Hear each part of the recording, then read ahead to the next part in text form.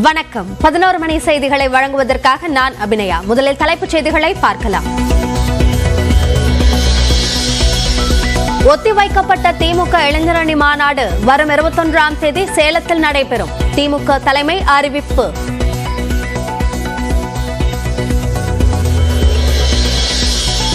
பொங்கல் பரிசு தொகுப்பு பெற நாளை முதல் டோக்கன் ரேஷன் கடைகள் மூலமாக வழங்கப்படும் என அறிவிப்பு.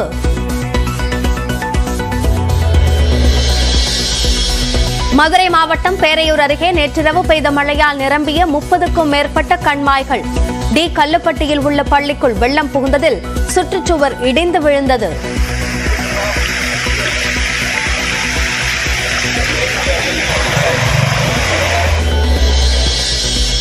செங்கல்பட்டு மாவட்டத்தின் பல்வேறு பகுதிகளிலும் பரவலாக மழை.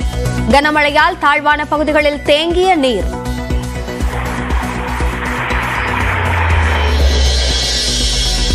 திருநெல்வேலி மாவட்டம் காக்காட்சியில் 10 சென்டிமீட்டர் மழை பதிவு. தாமிரபரணி ஆற்றில் 4500 கன அடி நீர் திறப்பு.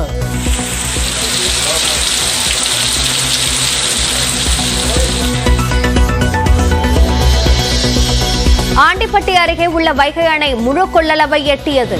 தேனி, திண்டுக்கல், மதுரை, சிவகங்கை, ராமநாதபுரம் ஆகிய 5 மாவட்ட கரையோர மக்களுக்கு வெள்ள அபாய எச்சரிக்கை.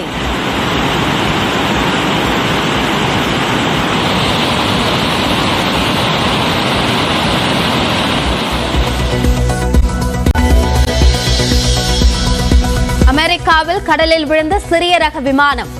2 மகள்களுடன் ஹாலிவுட் நடிகர் கிறிஸ்டியன் ஆலிவர் மரணம்.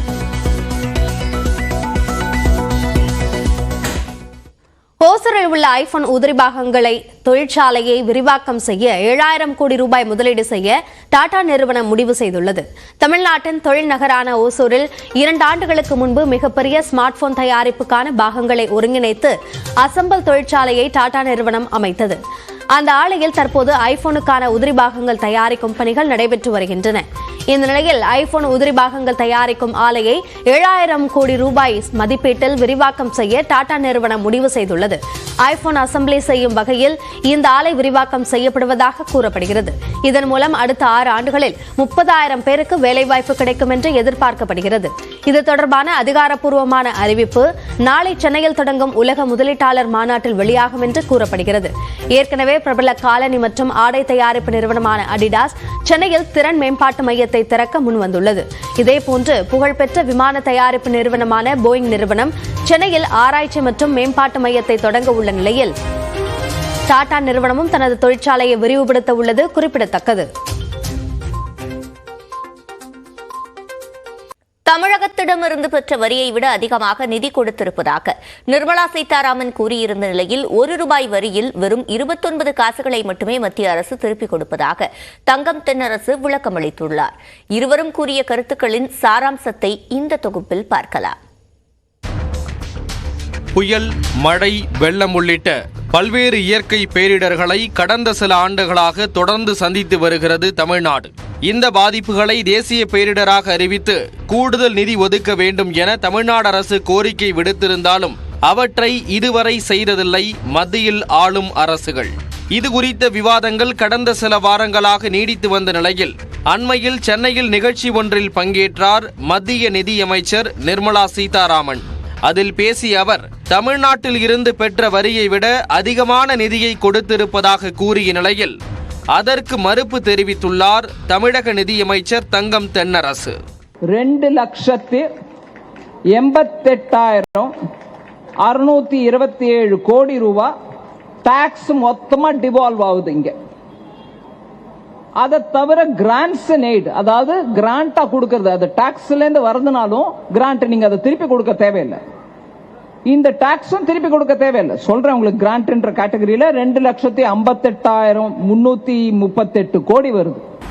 2.46 லட்சம் கோடி என்பது மத்திய வரிகளிலிருந்து வரி பகிர்வாகவும், அதேபோல 2.28 லட்சம் கோடி என்பது நமக்கு கிடைக்கக்கூடிய மானியங்கள் மற்றும் உதவித்தொகைகளுடைய அடிப்படையில் தான் அமைந்திருக்கிறது. அந்த வகையில் தமிழ்நாட்டிற்கு இதுவரை 6.96 லட்சம் கோடி ரூபாய் கொடுக்கப்பட்டிருப்பதாக நிர்மலா சீதாராமன் கூறிய நிலையில் அதை மறுத்துள்ளார் தமிழக நிதியமைச்சர். 6,96,666 கோடி ரூபாய் தமிழ்நாட்டுக்கு கொடுக்கப்பட்டிருக்கு. ஏறத்தாழ 4.75 லட்சம் கோடி ரூபாய் நம்முடைய தமிழ்நாட்டிற்கு வழங்கியிருக்கிறது. அதே நேரத்தில் தமிழ்நாட்டில் இருந்து வருமான வரி, கார்ப்பரேட் வரி உள்ளிட்ட நேரடி வரிகள் மூலம் 6.23 லட்சம் கோடி ரூபாய் வசூலிக்கப்படுவதாக இருவரும் தெரிவித்துள்ளனர். மேலும் ஜிஎஸ்டி வரி சரியாக பகிர்ந்தளிக்கப்படுவதாக நிர்மலா சீதாராமன் கூறிய நிலையில் ஜிஎஸ்டியால் நிதி ஆளுமைக்கான உரிமையை இழந்திருப்பதாக தங்கம் தென்னரசு தெரிவித்துள்ளார். அவங்க கலெக்ட் பண்ற எஸ்ஜிஎஸ்டி அவங்களோட 100%, ஐஜிஎஸ்டி 2 ஸ்டேட்டுக்கு நடுவில் இருக்கிற அமௌண்ட் அதுல கிட்டத்தட்ட 50-50 ஷேர். சென்டருக்கோசம் கலெக்ட் பண்ணப்படுற சென்ட்ரல் ஜிஎஸ்டி அதுலயுமே உங்களுக்கு 41% 42% வந்துருது. சோ இந்த பணத்தை வச்சுக்கிட்டு சென்ட்ரல் கவர்மெண்ட் ஒன்னும் பண்றதில்ல, உங்களுக்கு தான் டைரக்டா போகுது.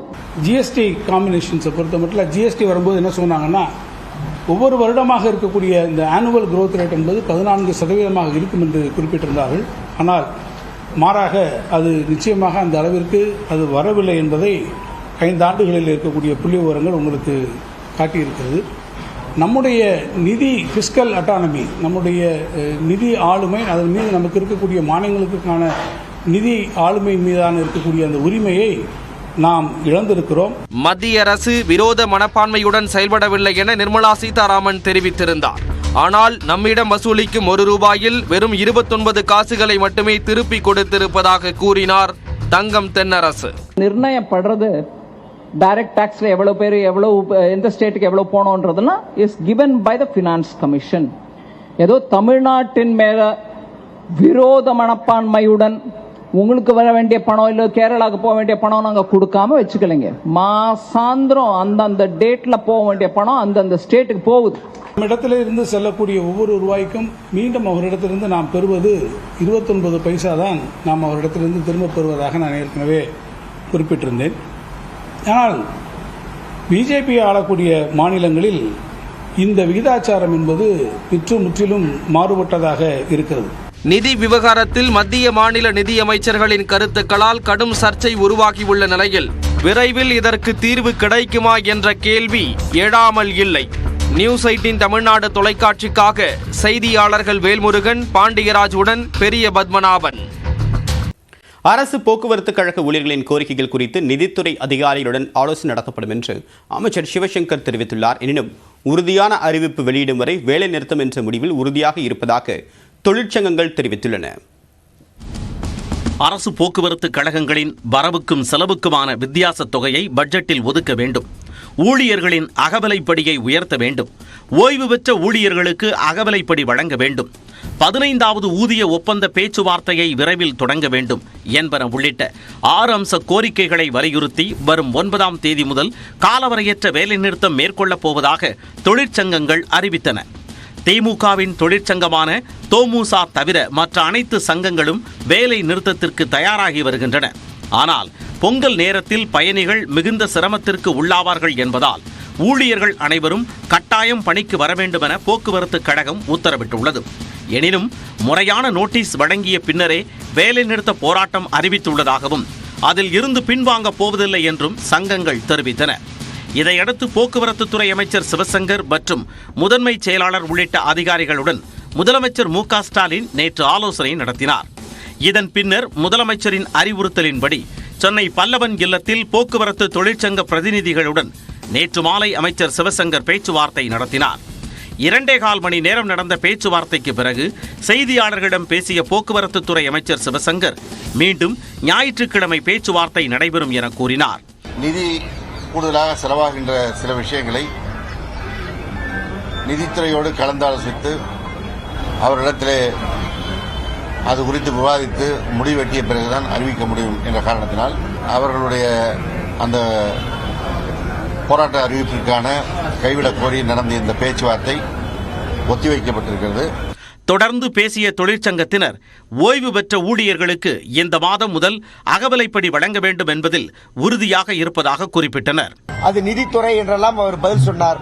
ஆகவே எங்களால் இது ஏற்றுக்கொள்ள முடியாது, இத்தனை ஆண்டுகளுக்கு பிறகும் நீங்கள் சமாதானம் சொல்வதை ஏற்றுக்கொள்ள முடியாது என்று சங்கங்கள் நாங்கள் எங்களுடைய கருத்தை சொன்னோம். அமைச்சருடைய பதிலுக்கு நாங்கள் காத்திருக்கிறோம். அதுவரை வேலை நிறுத்த முடிவு தொடரும். வேலை நிறுத்தத்திற்கான எங்களுடைய பிரச்சாரமும் தொடரும். அரசு இதை முடிவுக்கு கொண்டு வருவதற்கு எல்லா விதமான உதவியும் செய்ய வேண்டும் என்று கேட்டுக்கொள்கிறோம். வரும் 9ஆம் தேதி போக்குவரத்து கழக ஊழியர்களின் வேலைநிறுத்தம் நடக்குமா அல்லது அரசின் சமாதான முயற்சி பலிக்குமா என்பது நாளை நடைபெறவுள்ள பேச்சுவார்த்தையின் முடிவில் தெரியவரும். நியூஸ் 18 தமிழ்நாடு தொலைக்காட்சி செய்திகளுக்காக செய்தியாளர் சுபாஷ் பிரபு.